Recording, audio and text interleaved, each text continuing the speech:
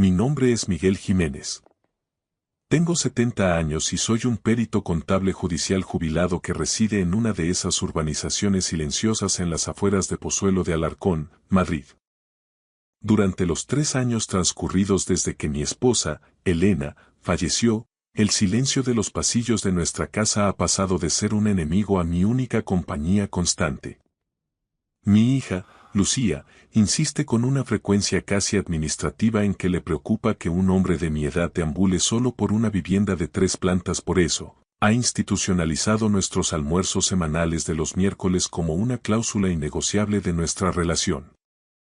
Según su discurso oficial, el objetivo es que yo pase tiempo de calidad con mi nieto, pero 40 años de oficio me han enseñado que cuando Lucía utiliza el epígrafe de algo hecho por mi bien, más me vale revisar minuciosamente la letra pequeña del contrato. El miércoles pasado, durante uno de esos encuentros familiares tan coreografiados que rozaban la representación teatral, mi vida dio un giro que ningún libro de auditoría habría podido predecir.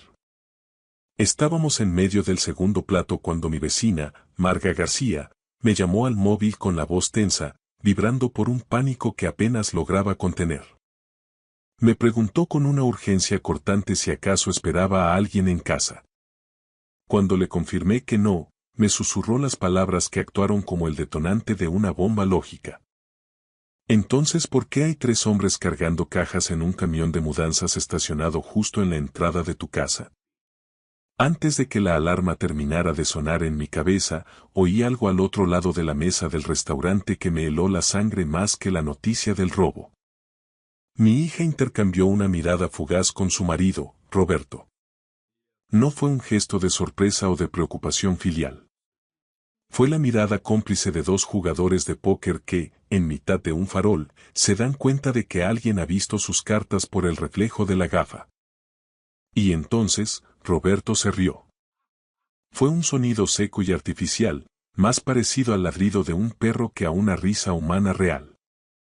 Intentó disimular el desliz de inmediato con una tos forzada y teatral, pero me he pasado 4 décadas detectando delitos de cuello blanco y maquillajes financieros en los números que la gente deja atrás. Sé reconocer la frecuencia exacta de la culpa en cuanto la oigo. En ese instante, mientras el eco de su risa aún flotaba sobre la mesa, comprendí que la verdadera amenaza no era un extraño con una palanqueta y un camión. La amenaza llevaba un vestido de marca y estaba sentada frente a mí, robándole distraídamente patatas bravas del plato a mi propio nieto.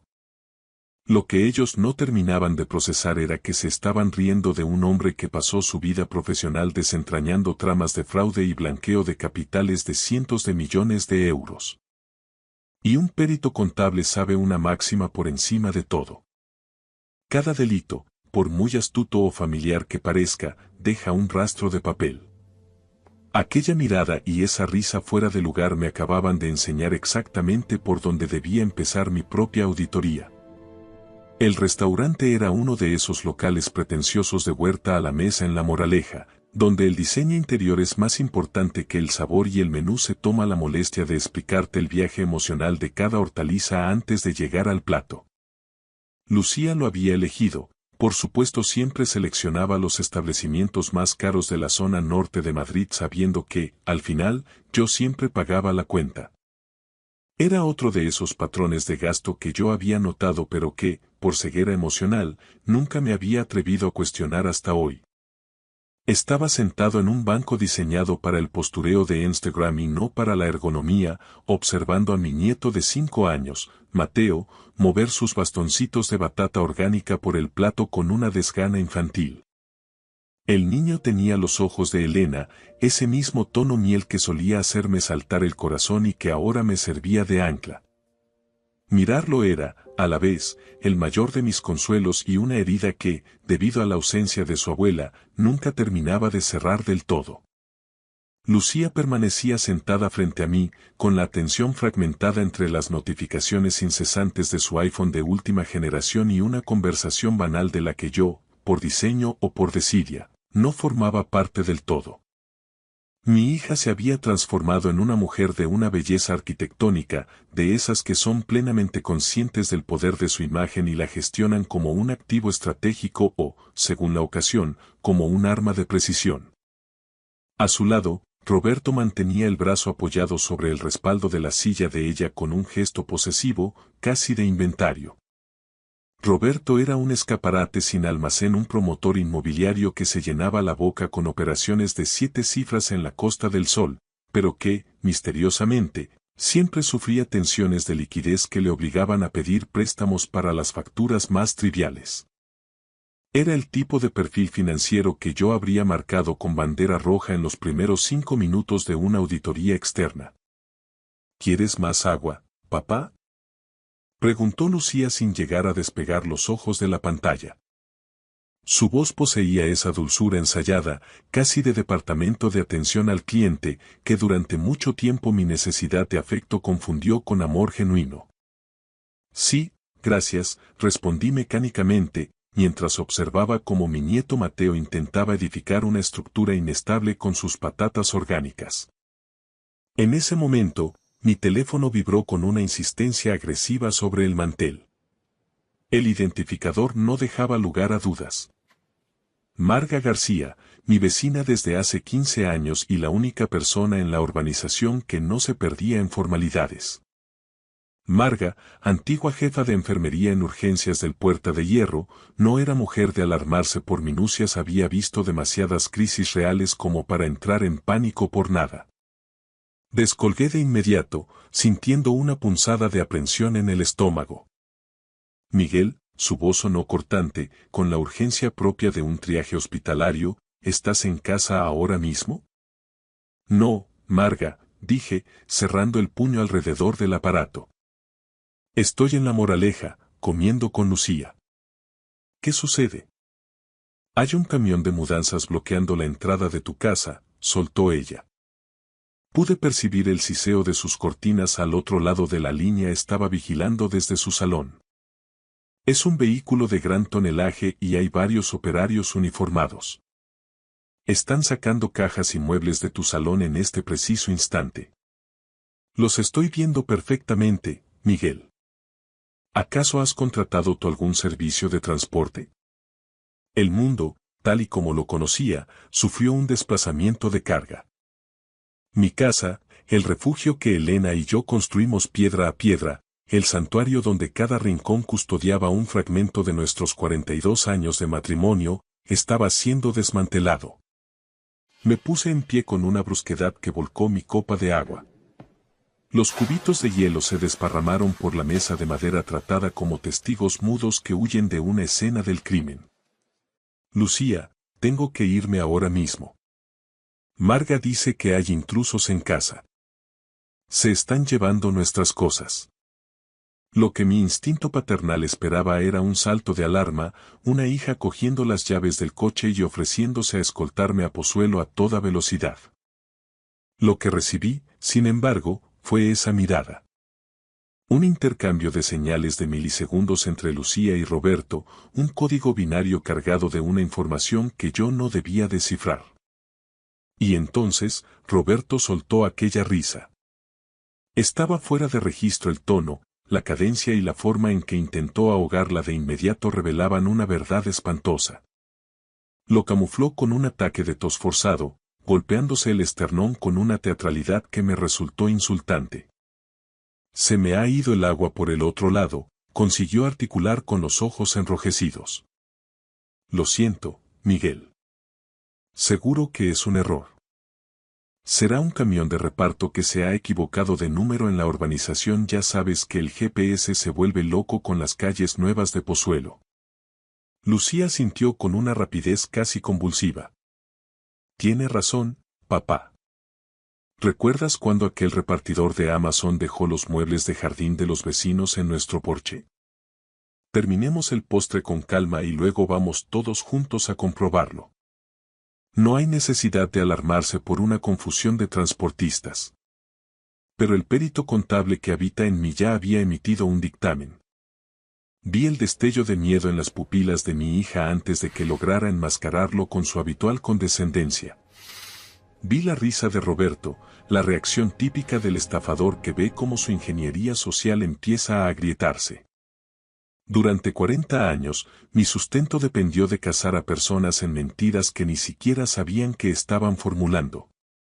Podía detectar el fraude en el espaciado de un balance o en la tensión del pulso de quien sostiene una taza de café. Y en ese momento, cada terminación nerviosa entrenada en 4 décadas de auditoría forense me gritaba que mi propia hija no solo sabía qué estaba pasando en mi casa, sino que ella era la mano que movía los hilos. Sin decir una palabra más, saqué varios billetes, los dejé sobre la mesa para cubrir la cuenta, deposité un beso cargado de tristeza en la frente de Mateo y abandoné el restaurante sin concederles una segunda mirada. Mientras caminaba hacia el aparcamiento, sentí sus ojos clavados en mi nuca como proyectiles. Supe, con la fría certeza de quien analiza un flujo de caja negativo, que no solo conducía de vuelta a mi hogar para denunciar un robo. Conducía hacia una colisión frontal con una traición que amenazaba con incinerar los cimientos de mi memoria familiar. El camión de mudanzas ya se había volatilizado cuando mi coche derrapó frente a la verja de entrada. En su lugar no quedaba más que una ausencia densa, un vacío que se sentía casi físico, como si hubieran extirpado un órgano vital de la propiedad.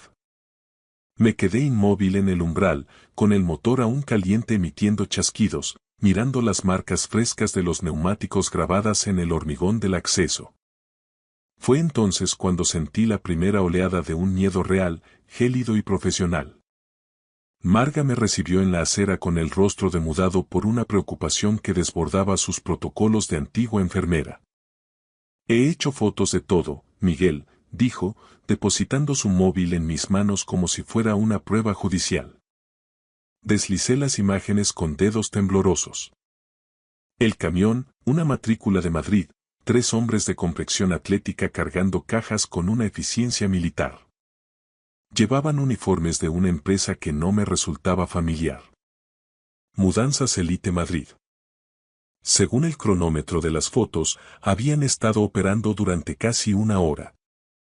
Habían cargado al menos una docena de cajas de gran volumen y yo, el dueño legítimo, no tenía la menor idea de qué patrimonio cultural o personal contenían.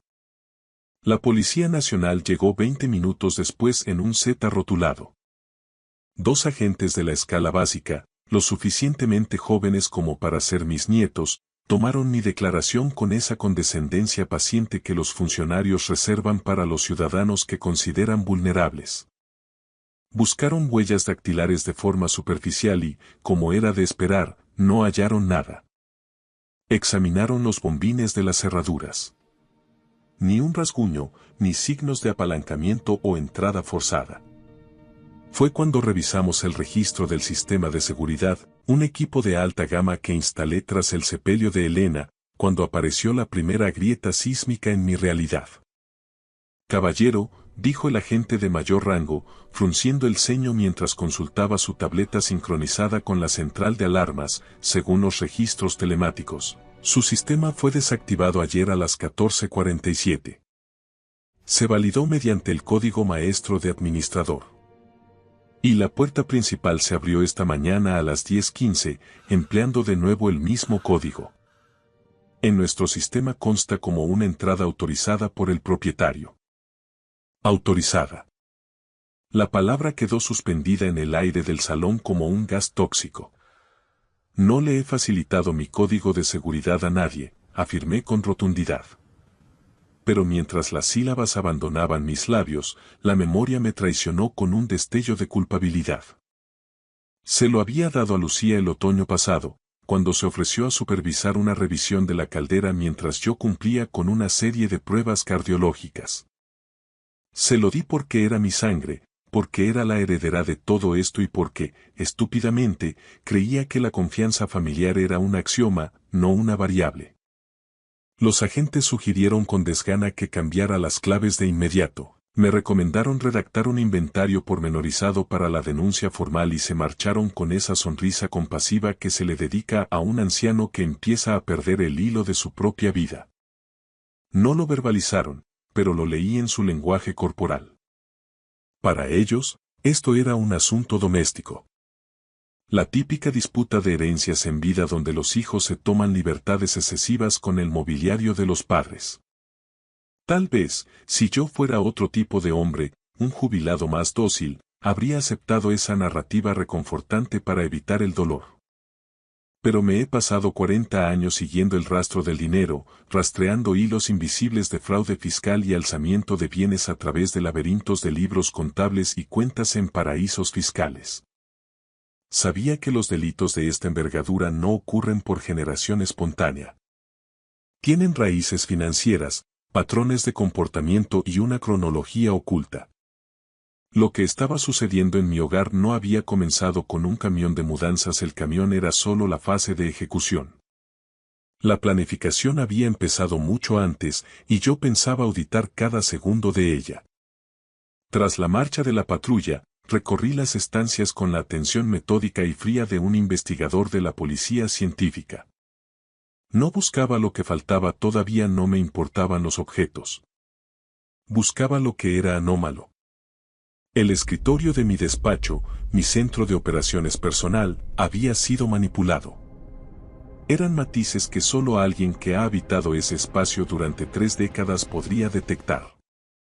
El ángulo de rotación de mi silla ergonómica estaba desviado unos grados, los bolígrafos en el cubilete de plata no seguían mi orden cromático habitual. Incluso la fina película de polvo sobre el archivador metálico mostraba surcos longitudinales bajo la luz oblicua de la tarde. Alguien había estado revisando mi archivo documental con una calma aterradora, alguien que no sentía la urgencia de un ladrón, sino la autoridad de un dueño. Abrí el segundo cajón del archivador con el pulso acelerado. Mis dedos buscaron instintivamente la carpeta colgante etiquetada como patrimonio y escrituras. Al sopesarla, el pavor se transformó en una certeza matemática. Pesaba demasiado poco. Faltaba el 50% del historial documental de mi vida. La escritura pública original de la vivienda. Desaparecida. El título de propiedad y los recibos del IBI de los últimos 5 años. Desaparecidos. El documento de cancelación de la hipoteca que Elena y yo logramos liquidar tras años de sacrificios. Desaparecido. En su lugar, hallé una sola hoja de papel térmico, una fotocopia que yo nunca había archivado. Era una escritura de cesión de propiedad fechada hacía apenas 3 meses. En ella, se transfería la titularidad íntegra de mi casa a una sociedad limitada denominada Inversiones Familiares Levante S.L.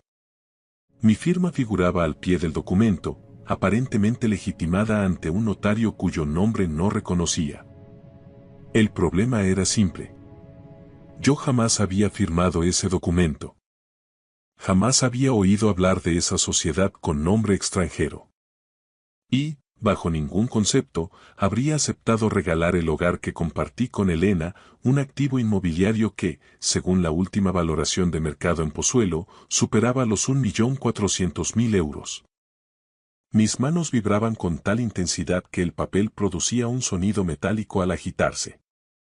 Pero mi mente, forjada en décadas de análisis forense, ya estaba procesando las implicaciones legales. Una cesión de este tipo suele ser una herramienta de planificación sucesoria o de protección de activos, pero en este contexto, era la prueba irrefutable de un abuso financiero institucionalizado. Alguien había suplantado mi identidad para vaciar mi patrimonio. Y ese alguien conocía mis códigos, mis rutinas y el orden de mis archivos. El rostro de mi hija, con su mirada gélida en el restaurante, volvió a mi mente, seguido por la risa sibilina de Roberto. No, intenté decirme, pero la lógica contable es implacable. Los hechos no mienten, solo las personas lo hacen. Esa noche no pisé el dormitorio. Me instalé en la mesa de la cocina con mi portátil de alta capacidad y un cuaderno de notas nuevo. Volví a mi estado natural de perito en activo.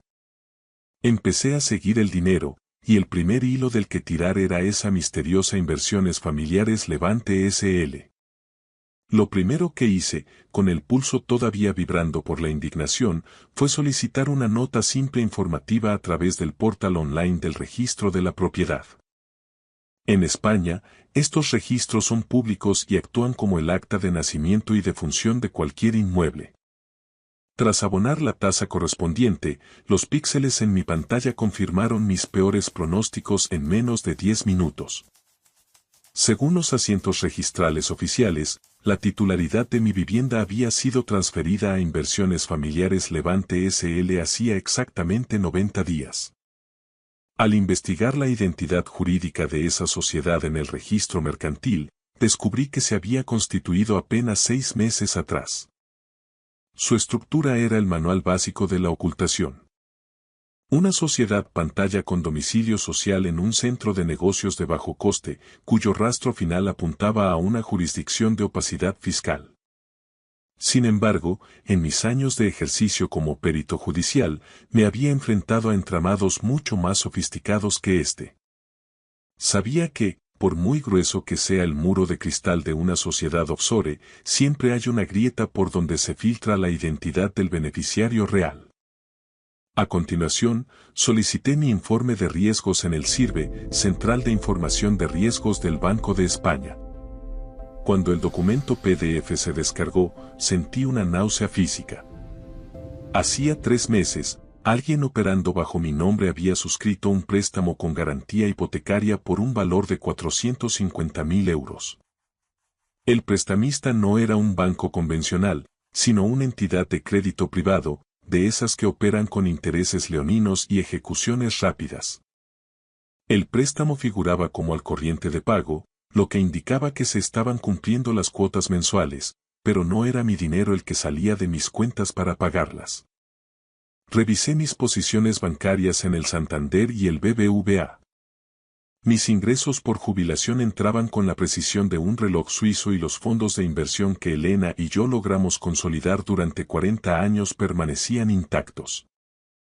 En la superficie, mi salud financiera parecía inmejorable, pero yo sabía que aquello era solo un maquillaje de balance. Estaban utilizando mi casa como un cajero automático, extrayendo el capital mediante una deuda que yo no había contraído, mientras mantenían el resto de mis cuentas tranquilas para no activar mis sistemas de alerta. Al profundizar en los metadatos del portal de la entidad de crédito, detecté que el préstamo estaba vinculado a mi DNI, pero asociado a una dirección de correo electrónico que me resultó totalmente ajena. Alguien había perpetrado una suplantación de identidad digital utilizando sus propios datos de contacto para interceptar cualquier comunicación física o digital. El capital del préstamo había sido transferido de inmediato a una cuenta externa de una entidad fintech europea. Era un modus operandi clásico de los defraudadores. Descapitalizar el activo inmobiliario, extraer el máximo valor líquido y desaparecer antes de que el impago provoque el embargo y la factura final llegue al buzón. Pero la pregunta clave seguía siendo: ¿quiénes eran ellos exactamente? Necesitaba una prueba de cargo que vinculase el fraude con personas físicas. Pasé las siguientes 3 horas revisando cada carta, cada folleto y cada notificación recibida en los últimos 6 meses, una manía de archivar hasta el último papel por la que Elena siempre solía bromear conmigo. Ahora, esa obsesión por el orden era mi mejor arma. Lo encontré enterrado en una carpeta de varios de hace 4 meses. Una notificación de una notaría del centro de Madrid confirmando una cita el 15 de marzo para una legitimación de firmas a domicilio. La misiva agradecía la confianza en sus servicios externos y esperaba que el cliente estuviera satisfecho con la atención de la oficial de notarías, María Maya. Yo nunca programé esa cita. Jamás había visto a esa tal María Maya. Y el 15 de marzo, según mi agenda personal, estuve en el Hospital Quirón para mi revisión cardiológica anual. Lucía se había ofrecido con una insistencia inusual a llevarme a esa cita, argumentando que le aterraba que yo condujera en ayunas tras el análisis de sangre.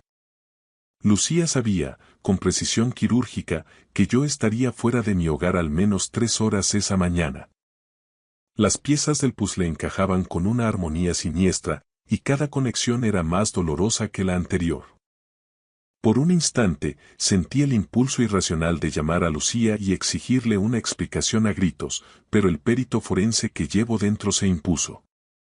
Enfrentarme a ella ahora solo le daría la ventaja estratégica de destruir pruebas, vaciar las cuentas restantes o, peor aún, iniciar un proceso para intentar declararme incapaz y hacerme dudar de mi propia cordura. Necesitaba un aliado que no tuviera vínculos emocionales con mi hija, alguien que viera los números y los hechos con la misma frialdad que yo. A la mañana siguiente, marqué un número que guardaba en mi cartera de piel desde hacía más de una década. Víctor Reyes había sido el inspector jefe de la UDEF, Unidad de Delincuencia Económica y Fiscal, durante el macroproceso por el fraude de los fondos de pensiones en el que yo actué como perito judicial estrella. Se había retirado del servicio activo hacía 2 años para fundar su propia consultoría de inteligencia y riesgos. Víctor, dije cuando oí su voz grave al otro lado de la línea, soy Miguel Jiménez. Necesito tus ojos y tu placa, aunque sea la de jubilado. Me han robado la vida desde dentro y necesito pruebas antes de que ejecuten la fase final. 45 minutos después, me hallaba sentado en su despacho de la calle Zurbano, en pleno centro de Madrid, desglosando cada hallazgo con la precisión de un informe pericial. Cuando terminé mi exposición, Víctor se sumió en un silencio denso, de esos que en la UDEF precedían a las detenciones importantes.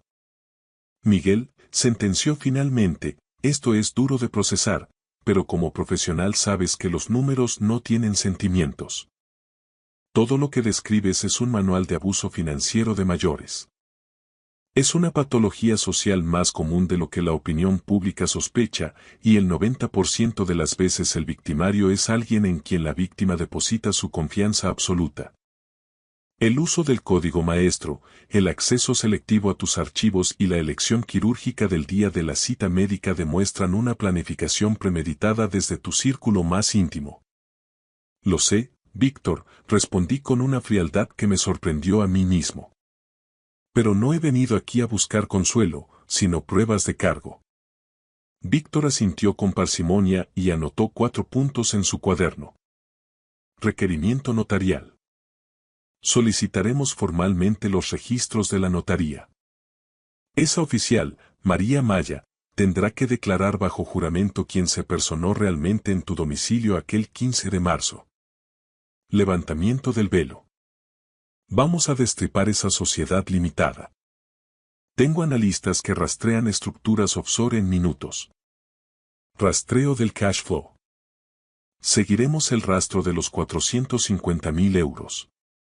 En el sistema bancario actual, mover esa cantidad sin dejar una huella digital es casi imposible. Operación de silencio. Y lo más importante, Miguel.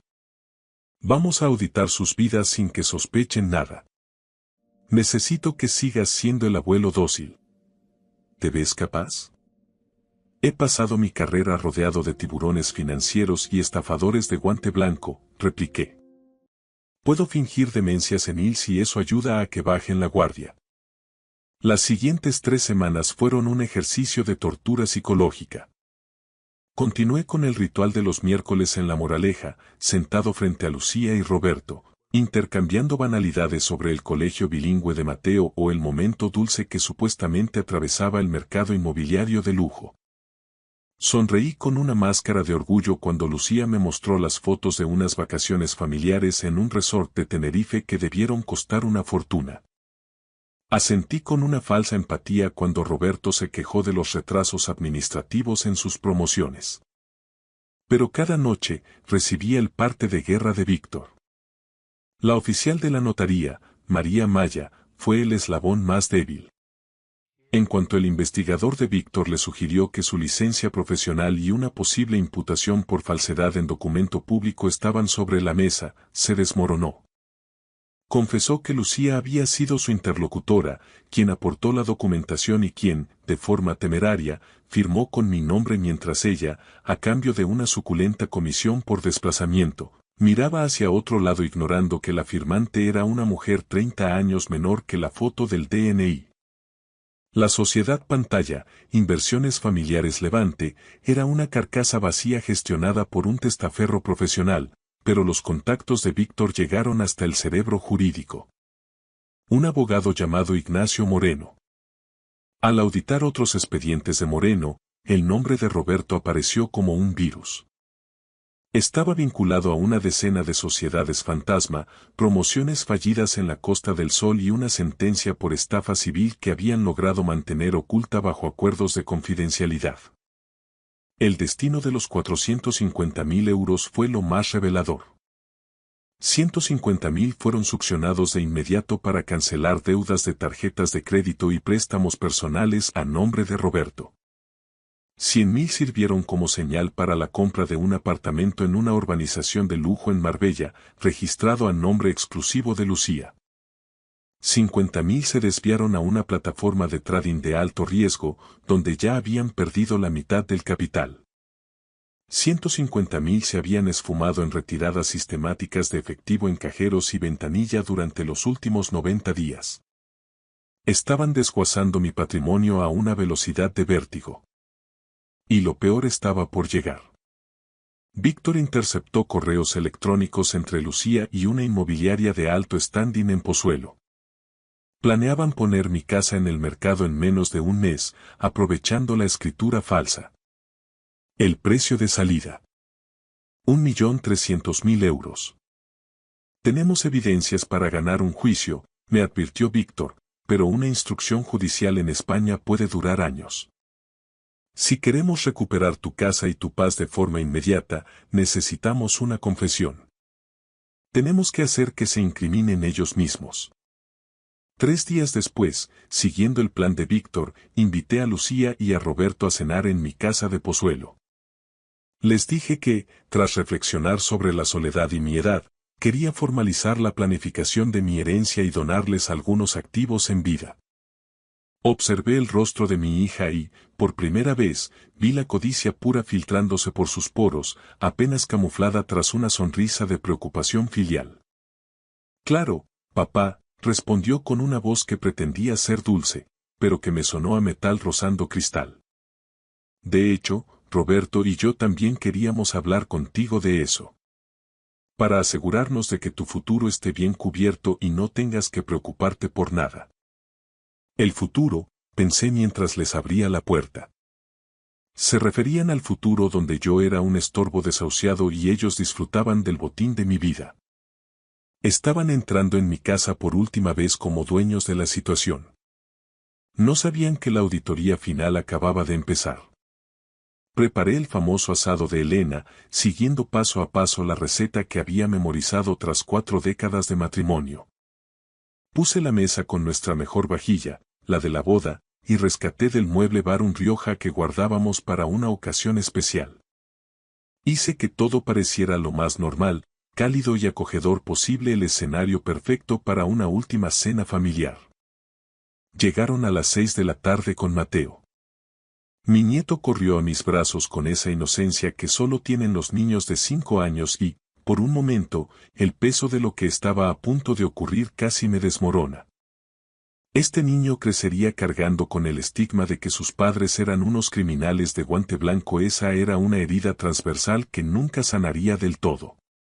Pero no podía permitir que el sentimentalismo nublara mi juicio profesional. Tenía una última auditoría que ejecutar.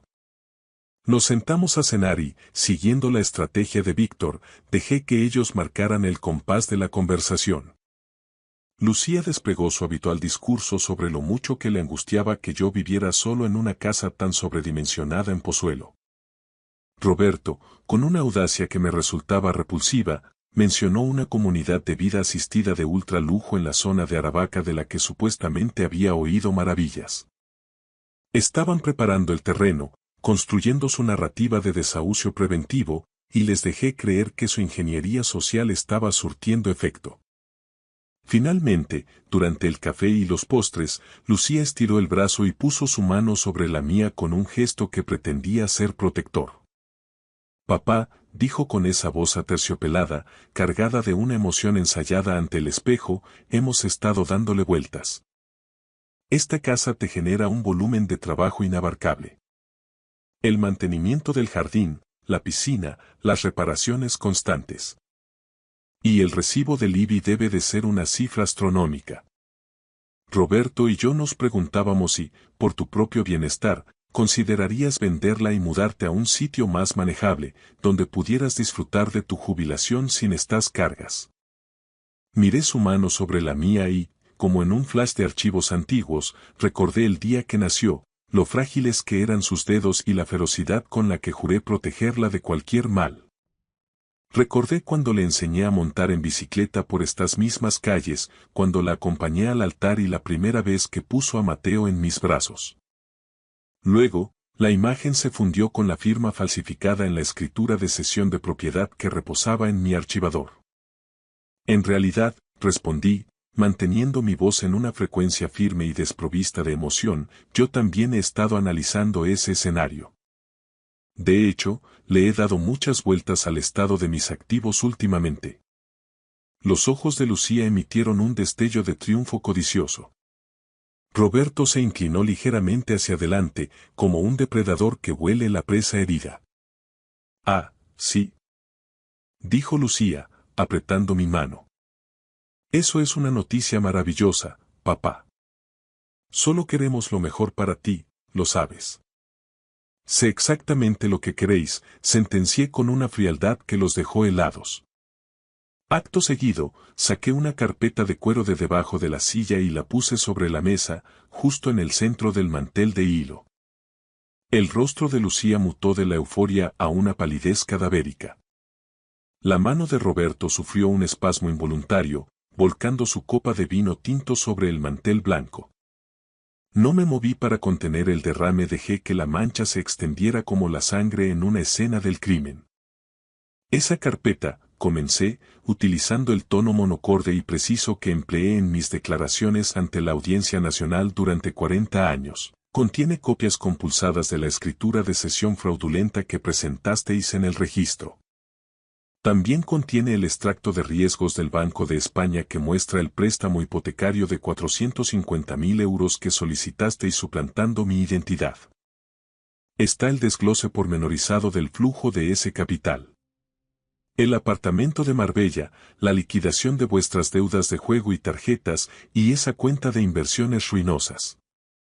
Además, cuento con la confesión firmada de María Maya, la oficial de la notaría, y la cadena de correos electrónicos con la inmobiliaria para malvender mi hogar en menos de un mes. Lucía rompió a llorar de inmediato, un llanto histérico donde no supe distinguir si había rastro de arrepentimiento o simplemente el terror de la captura.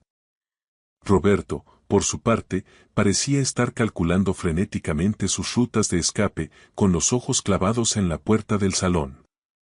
Ni se te ocurra intentar salir de aquí, Roberto, le advertí.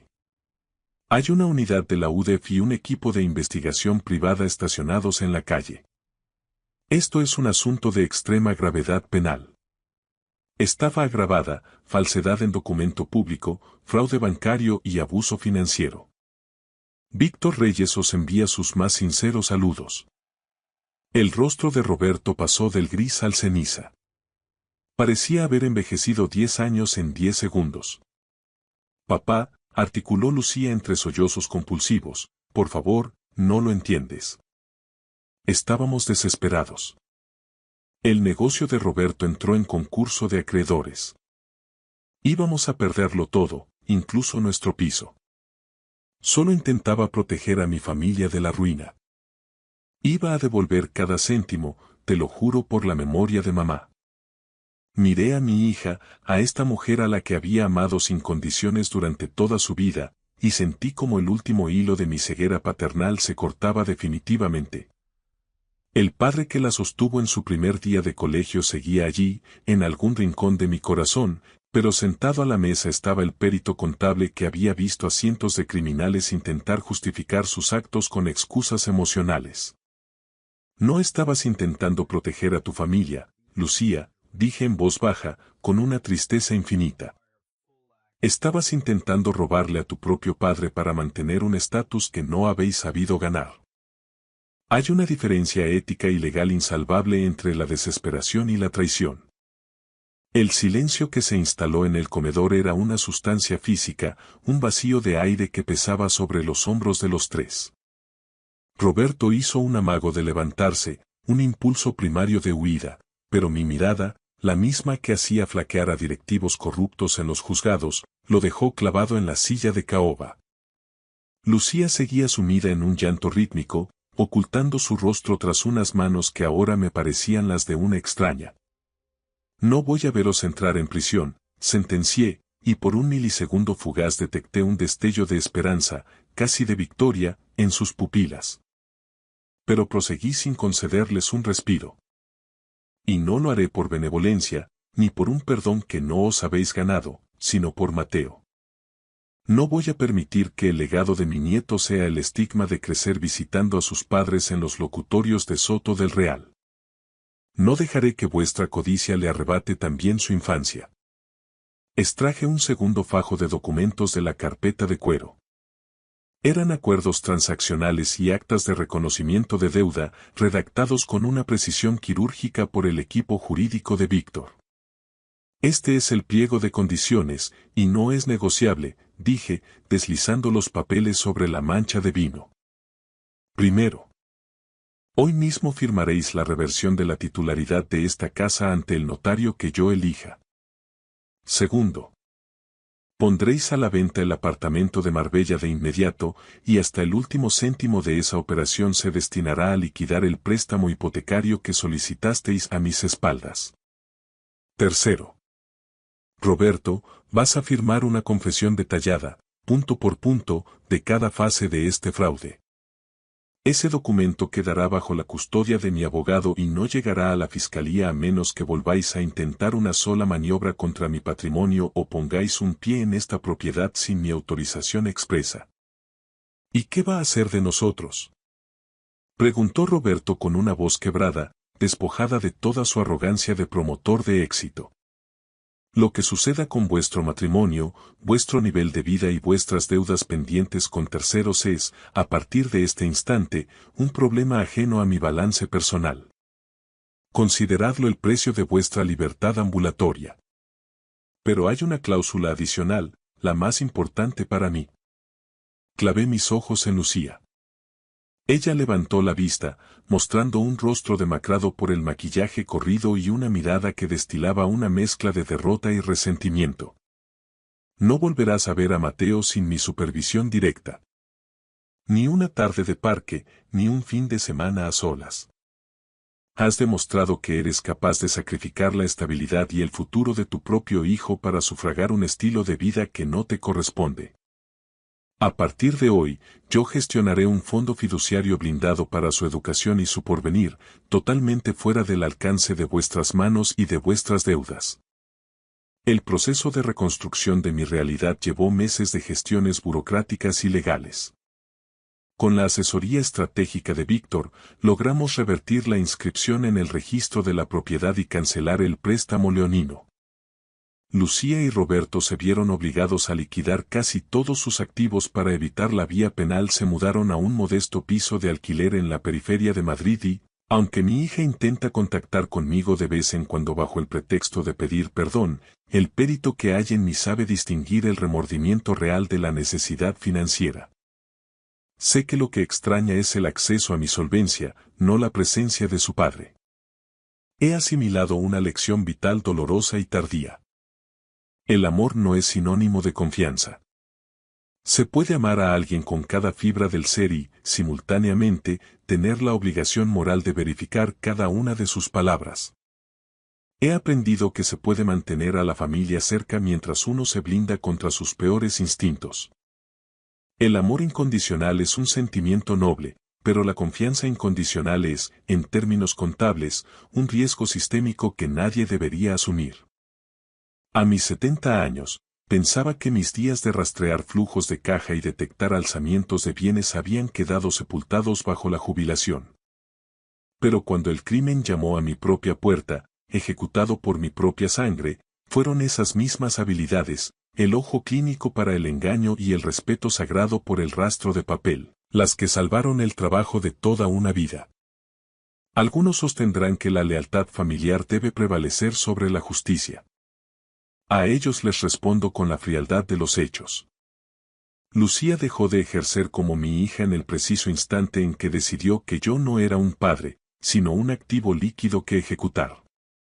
Le debía mi amor, y siempre guardaré en un rincón de mi memoria a la niña que fue, pero no le debía mi hogar, ni mi seguridad, ni el sacrificio de mi dignidad.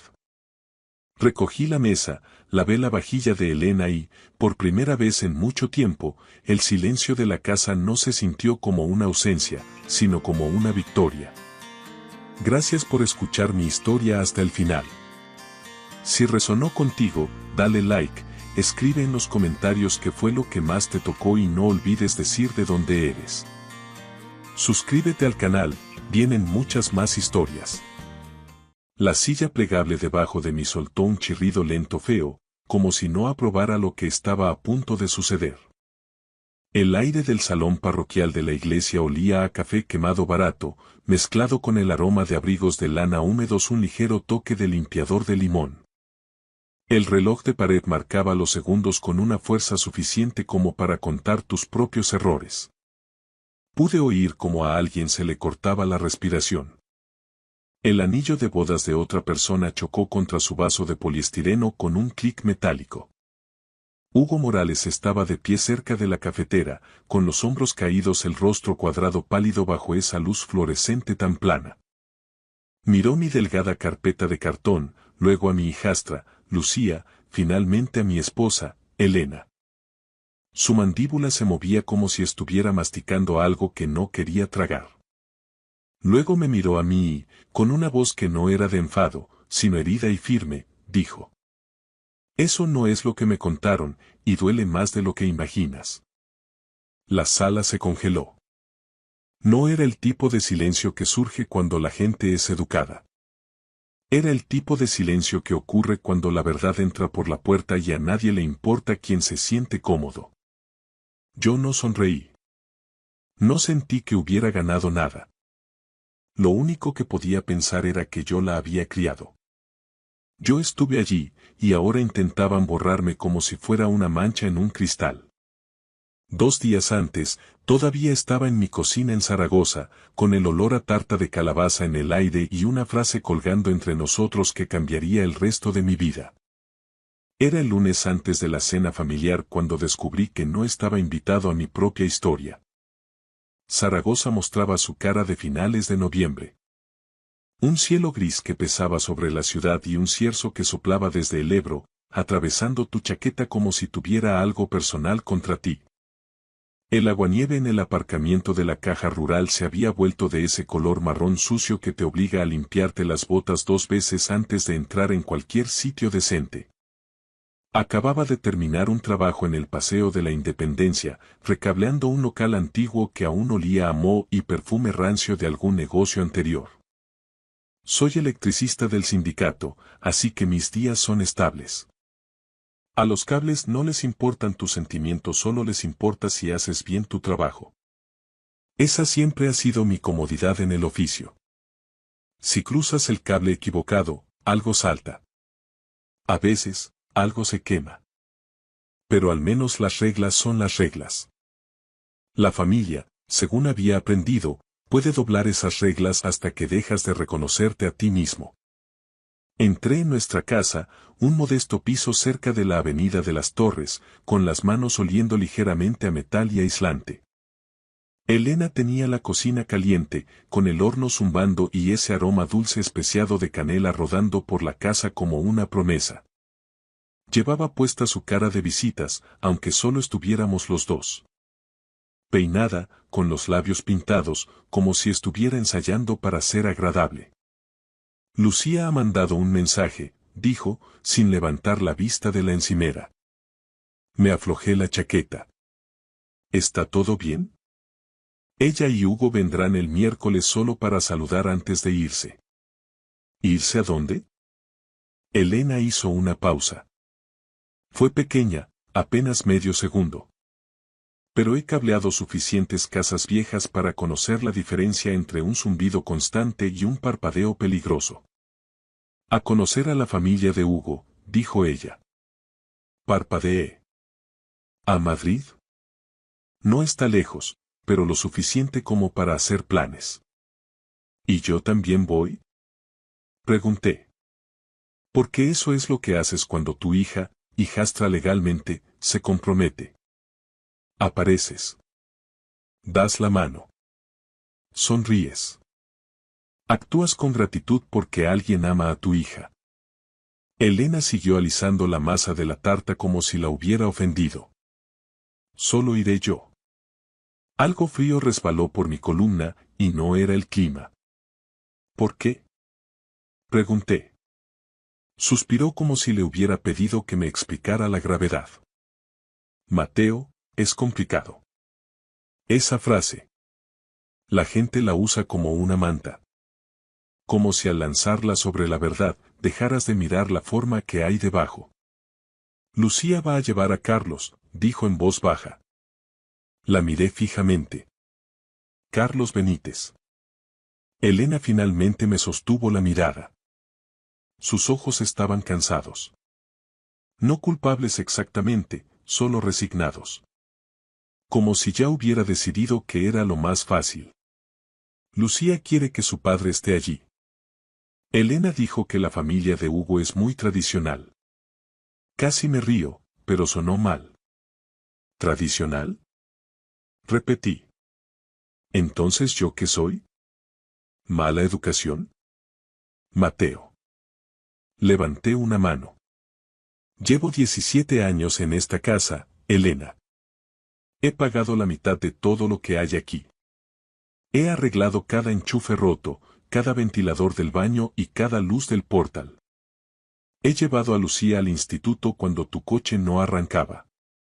Firmé como avalista para su primer coche fiable cuando tenía 19 años porque Carlos no aparecía por ninguna parte. La boca de Elena se apretó. No hagas eso. ¿No haga qué? No lo conviertas en un tema de dinero. Sentí que se me calentaba la cara. No se trata de dinero. Se trata de estar ahí. Elena volvió a centrarse en la tarta. Es solo una reunión, Mateo.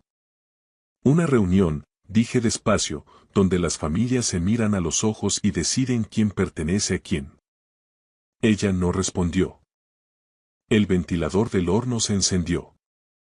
En algún lugar del salón, el viejo reloj de pared hacía clic, clic, clic. Como si el tiempo estuviera llevando la cuenta. Esa noche no hablé mucho. Comí las lentejas que Elena me puso delante. Enjuagué mi plato. Limpié la encimera por hábito, como siempre hacía. Marqué mis horas de trabajo en mi pequeño calendario de bolsillo porque así soy yo. Firme, cuidadoso, el tipo de hombre que cree que la vida es principalmente una serie de pequeñas responsabilidades bien hechas. Pero sentía el pecho apretado, no como un infarto, sino como si algo estuviera siendo estrujado hasta un límite. A la mañana siguiente, la traición apareció en mi teléfono antes de que terminara de gotear el café. Estaba en la cocina en calcetines, mirando la cafetera chisporrotear, cuando saltó una notificación de Facebook. No vivo en las redes, pero las mantengo porque Lucía publica fotos allí. A veces Elena también lo hace cuando quiere mostrar al mundo que somos felices. Era una foto de Lucía. La había publicado tarde la noche anterior, probablemente pensando que yo no la vería. Allí estaban. Lucía con un abrigo elegante, el pelo rizado, sonriendo como si hubiera ganado algo. Elena a su lado, con la mano en el brazo de Lucía, y Carlos.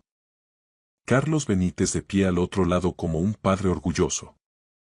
Como si no hubiera faltado a cumpleaños, funciones escolares y aquel invierno horrible en el que Lucía se puso enferma y nos pasamos 6 horas en urgencias del Miguel Servet bajo luces que hacían que todo el mundo pareciera muerto. Detrás de ellos había un cartel de un restaurante en Madrid, de esos con luces de cadena y un menú de pizarra. En el pie de foto, Lucía había escrito: Noche familiar. Muy agradecida de tener a papá aquí para esto. Papá. Mi pulgar flotó sobre la pantalla. Sentí un pitido sordo en los oídos. Por un segundo, volví a estar en la armada, con 19 años, de pie en una cubierta fría, tratando de mantener el rostro neutral mientras el viento me abofeteaba. Aprendes a mantener la expresión firme. Aprendes a tragarte las palabras.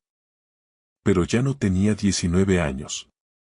Tenía 56, y mi propia hija llamaba a otro padá como si yo nunca hubiera existido. Elena entró en la cocina todavía en bata, con el pelo revuelto. Ahora que la cara de visitas no era necesaria todavía, vio mi teléfono. Vio mi expresión. Oh, Mateo, dijo, como si hubiera pisado algo desagradable. Lucía lo ha publicado, dije en voz baja. Los hombros de Elena subieron y bajaron. Está emocionada. Giré el teléfono para que pudiera ver el texto. Sus ojos lo recorrieron. No se inmutó. No me defendió. Solo dijo. Carlos lo está intentando. Esto es importante para Lucía. ¿Y qué hay de lo que es importante para mí? Pregunté. Mi voz no se quebró. No lo permití. Elena desvió la mirada. Y en ese momento, comprendí algo que dolió más que la publicación de Facebook. Su silencio no era confusión. Era acuerdo. La puerta principal se abrió y entró Lucía, moviéndose como si fuera la dueña del aire, con el viento frío siguiéndola y las mejillas rosadas por el exterior. Olía a perfume caro y aire de invierno. Hola, dijo. Mamá, Mateo. Ni siquiera papá. Ni siquiera un Mateo con calidez, solo una etiqueta. Sostuve mi teléfono. ¿Así que conociste a la familia de Hugo? La sonrisa de Lucía vaciló medio segundo. Sí. ¿Y llevaste a Carlos? Se encogió de hombros como si le hubiera preguntado si había comprado leche. Es mi padre. Las palabras golpearon, pero las siguientes golpearon más fuerte. Los ojos de Lucía se volvieron afilados. Mira, no hagas de esto un drama. La familia de Hugo es así. Querían una primera impresión con clase. ¿Y yo no tengo clase? Pregunté. Lucía exhaló, impaciente. Mateo, tú no eres mi padre. La cocina estaba caliente. El olor de la tarta de calabaza flotaba en el aire como el recuerdo de algo dulce. Y aún así, yo sentía frío. Elena no dijo nada. Me quedé mirando a Lucía, a esa mujer adulta a la que había ayudado a criar, y sentí que algo dentro de mí se volvía silencioso pesado. Susurré, porque no confiaba en mi voz y hablaba más fuerte.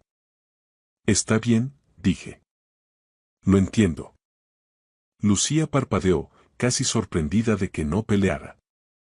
Elena seguía mirando la encimera como si ésta pudiera salvarla.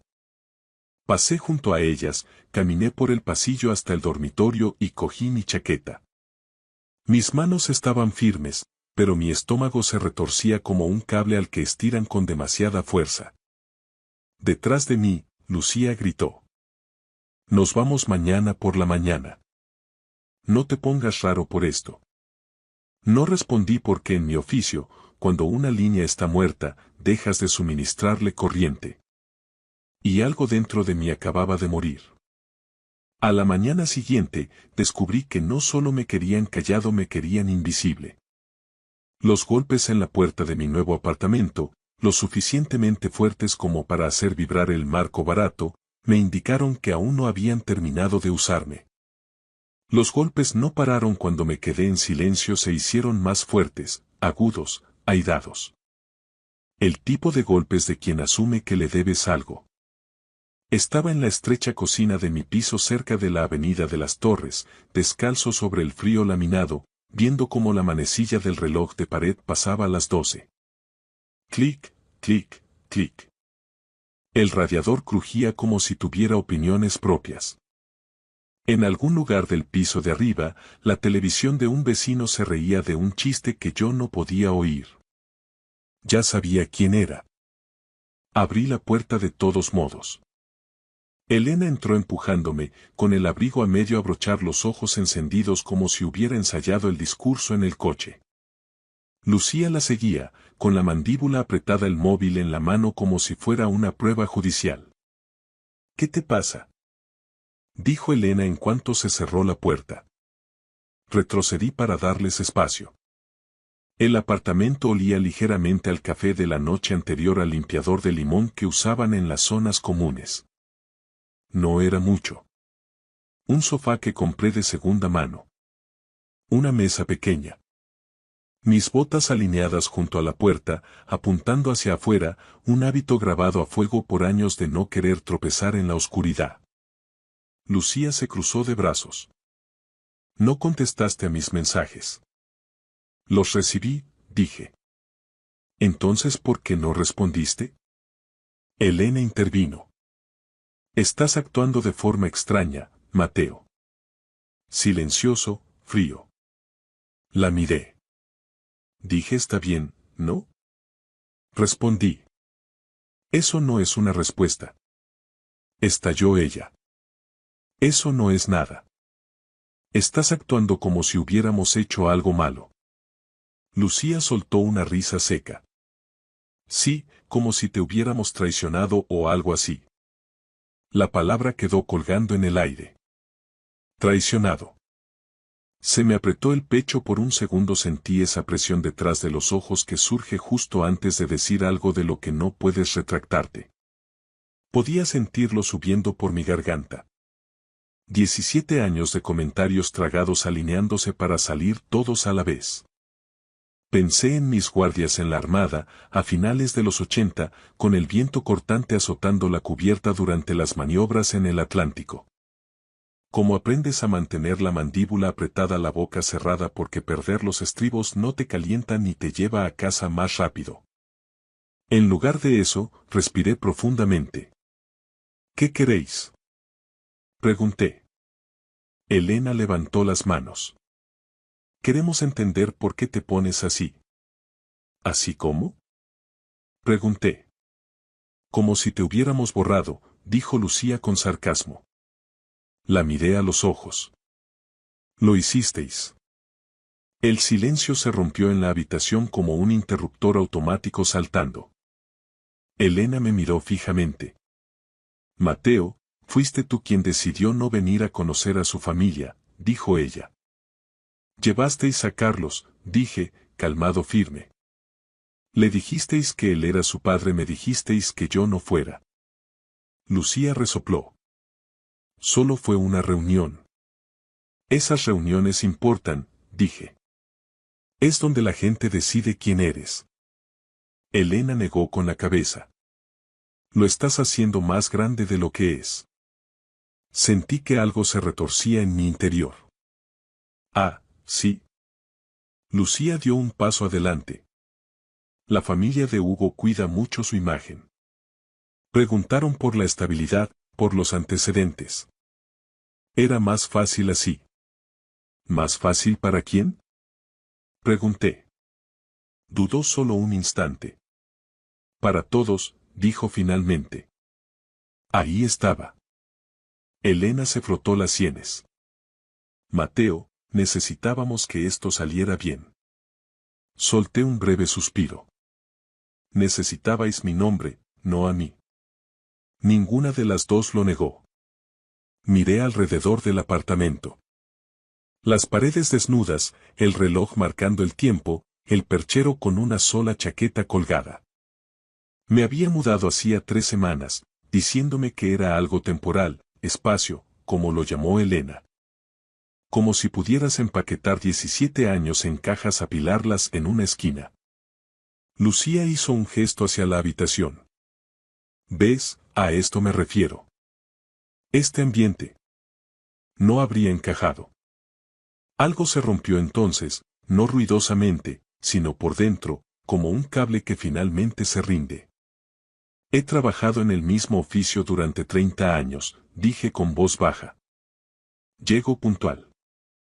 Pago mis facturas. Te crié cuando tu padre no estaba. Si eso no encaja, ese no es mi problema. El rostro de Elena se endureció.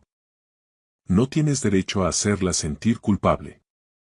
No lo hago, dije. Solo expongo los hechos. Lucía puso los ojos en blanco.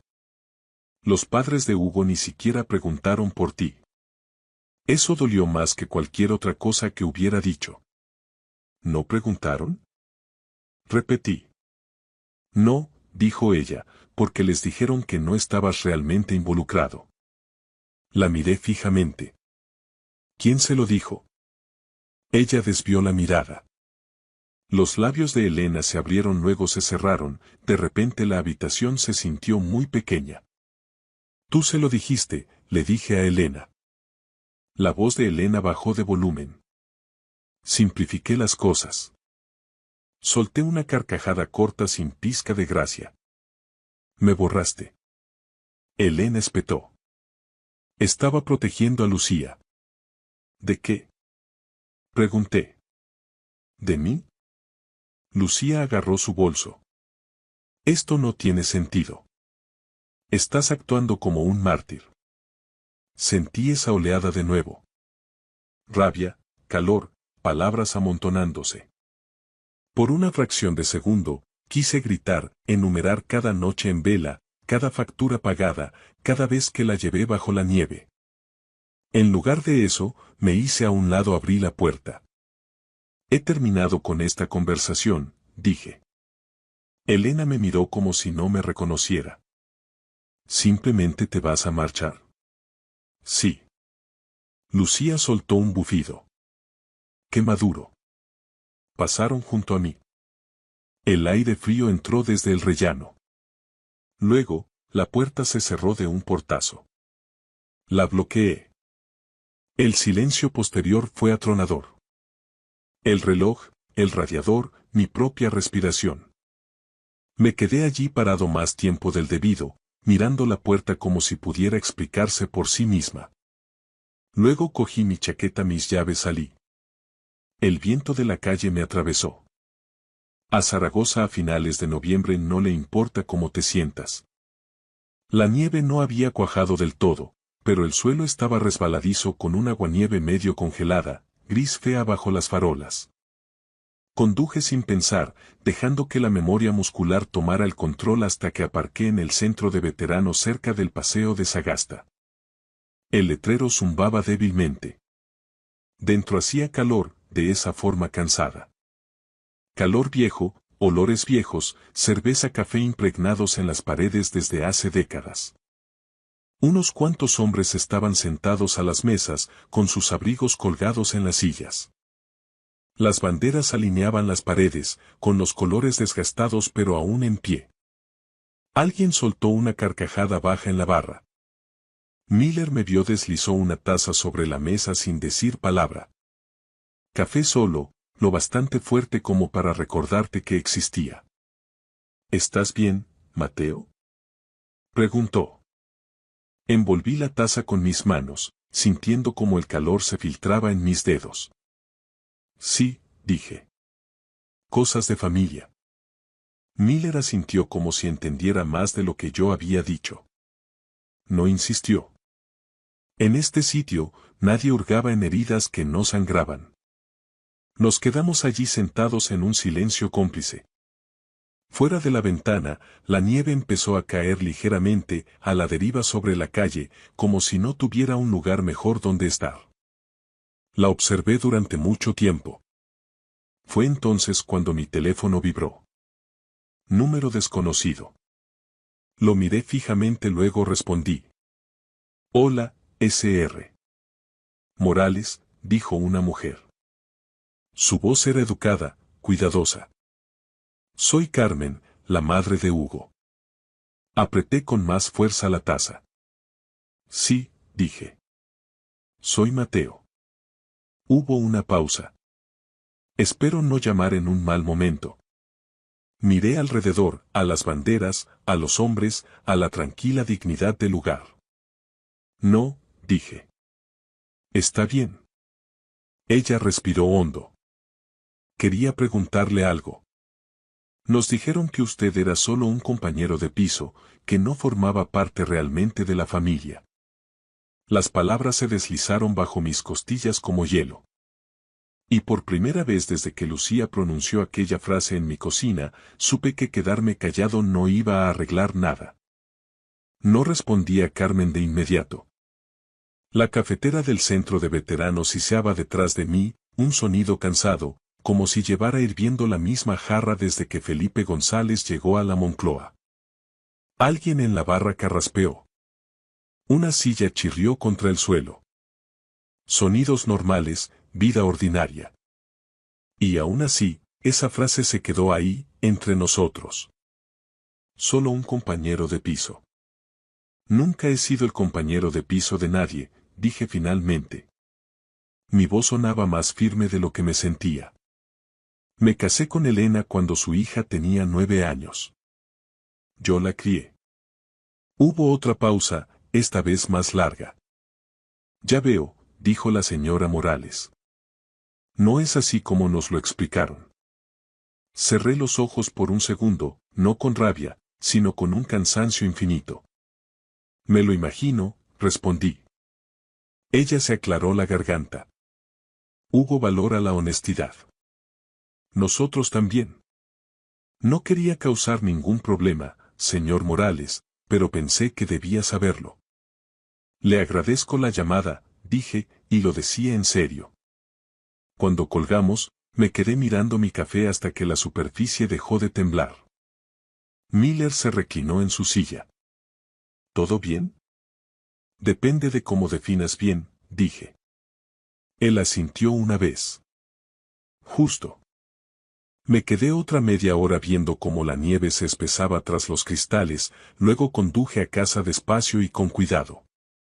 Las carreteras ya estaban resbaladizas, de esas que castigan la impaciencia. De vuelta en el apartamento, colgué mi chaqueta en el gancho de la puerta y alineé mis botas. No encendí la tele. No quería ruido. Quería pensar. Saqué mi pequeño calendario de bolsillo de la chaqueta, el que llevaba conmigo desde hacía años. El viejo hábito. Anotar cosas, fechas, pagos, horas. La prueba de que estuviste allí. Me senté a la mesa y abrí el cajón donde guardaba lo aburrido. Carpetas de Hacienda, sobres viejos, recibos sujetos con gomas elásticas. La vida reducida a papel. No buscaba una ventaja estratégica, buscaba la verdad. Lo primero que encontré fue el papeleo del coche.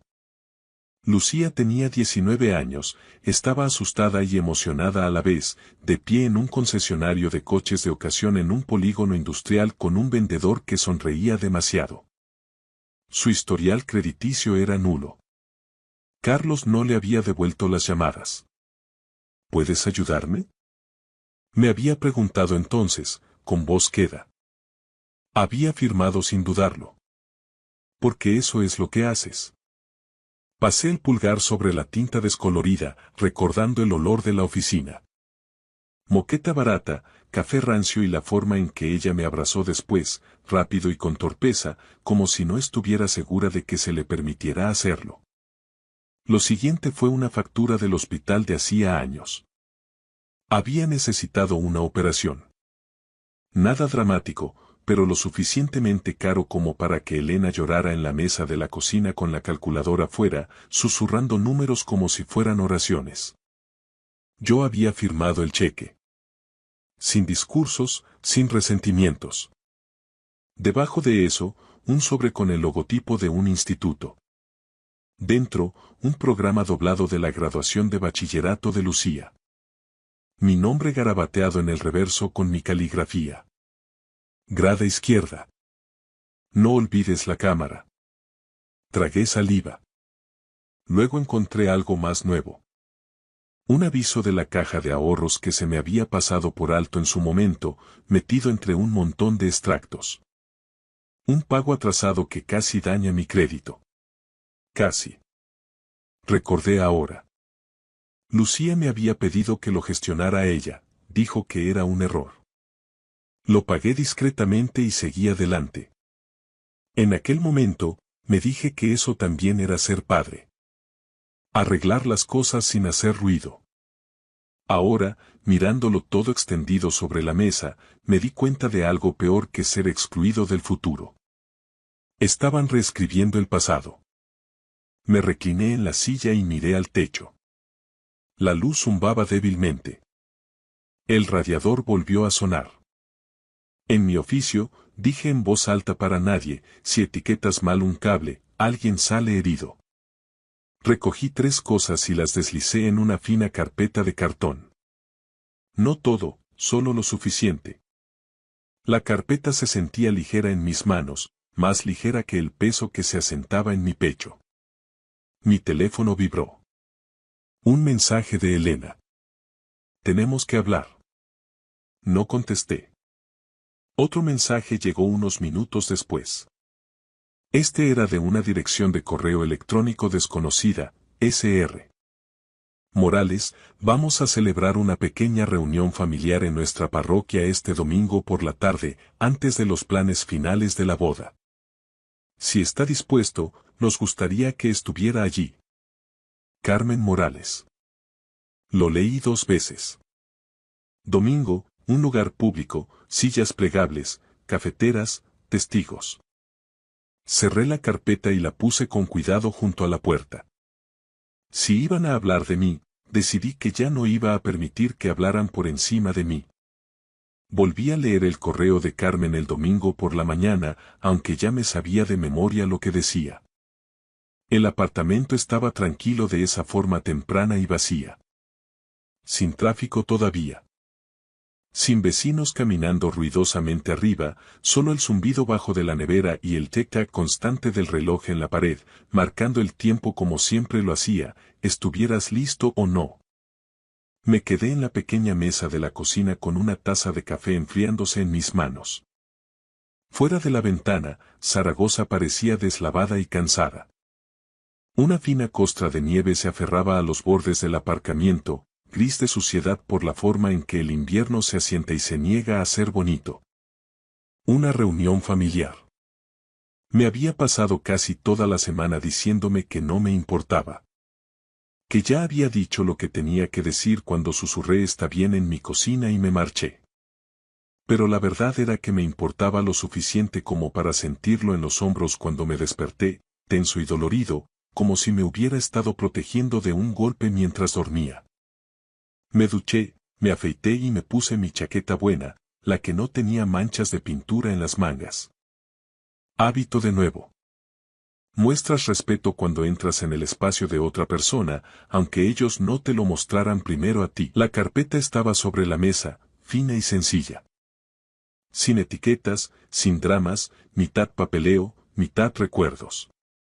Me la puse bajo el brazo y me detuve junto a la puerta. Por un momento, consideré no ir.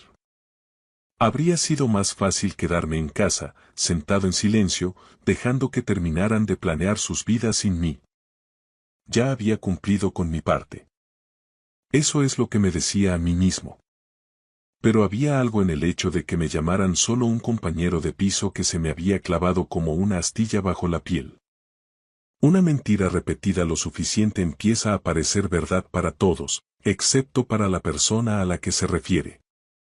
Eché la llave y salí.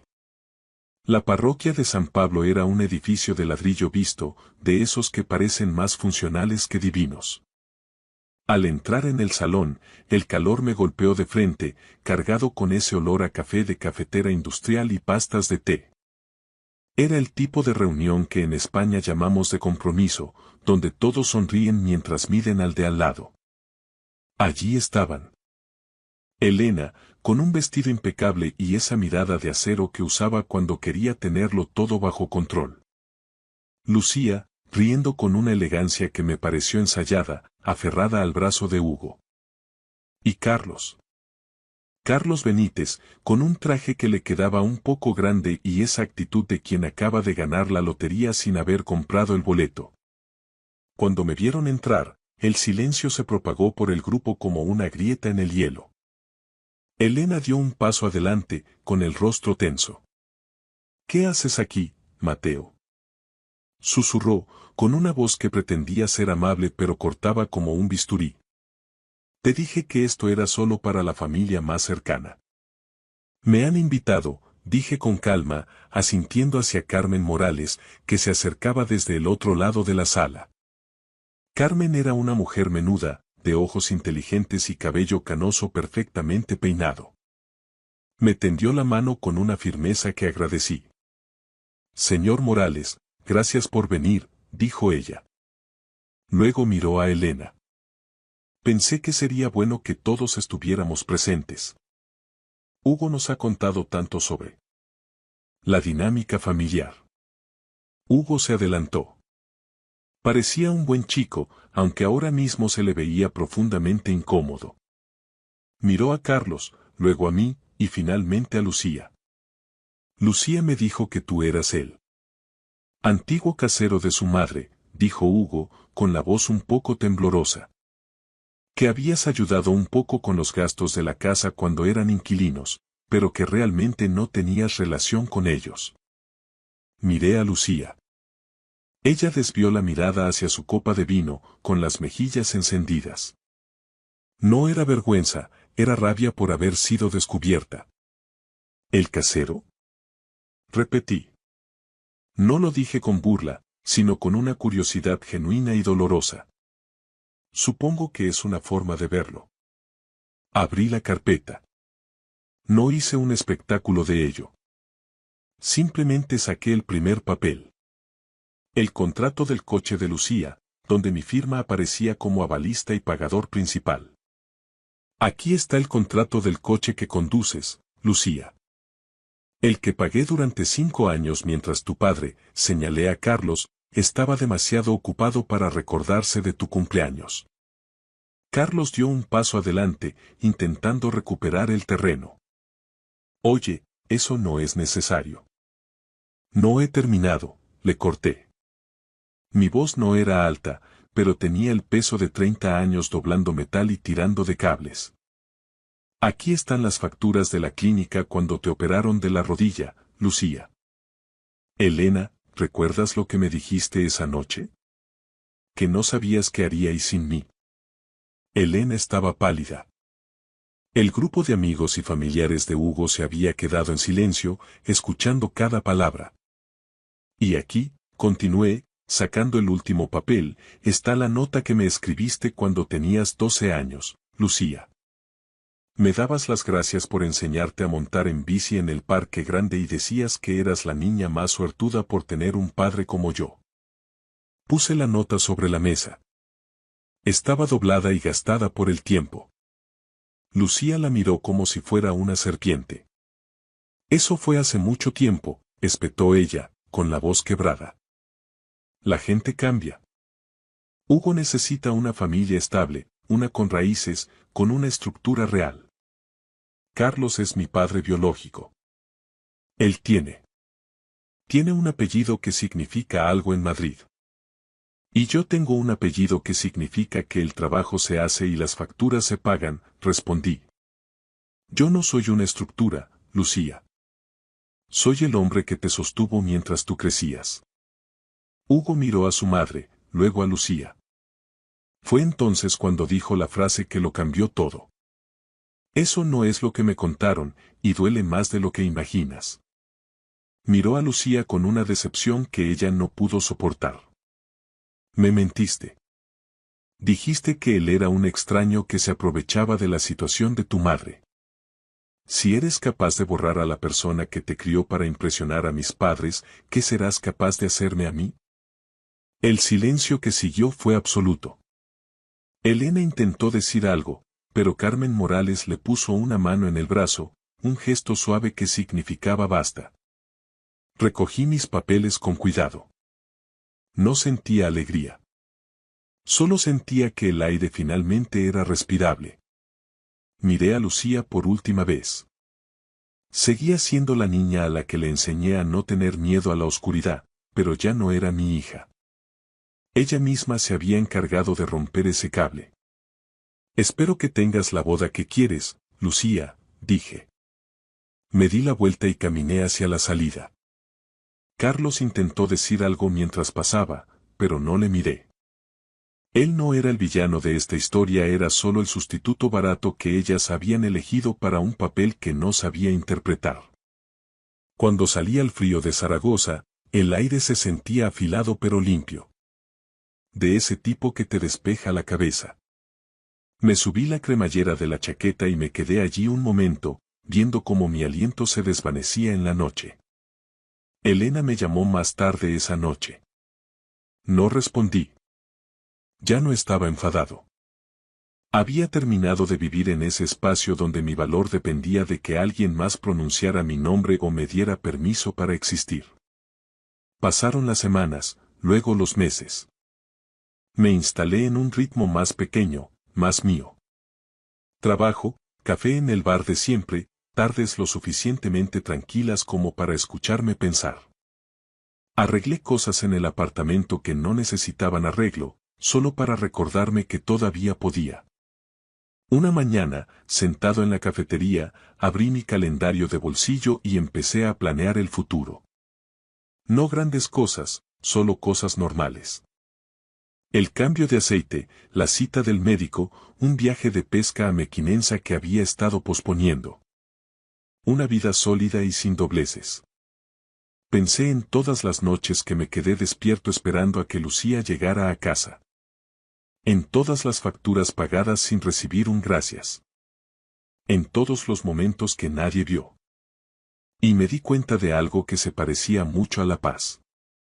Ser padre nunca fue una cuestión de títulos o de apellidos que significaran algo en Madrid. Se trataba de estar allí, de mantenerse firme, de sostener la línea cuando lo más fácil habría sido marcharse. Incluso si, al final, nadie aplaudía. Cerré el calendario, dejé unas monedas sobre la mesa y salí a la calle. El cierzo soplaba con fuerza, pero esta vez, yo estaba listo para él. Gracias por escuchar mi historia hasta el final. Si resonó contigo, dale like, escribe en los comentarios qué fue lo que más te tocó y no olvides decir de dónde eres. Suscríbete al canal, vienen muchas más historias.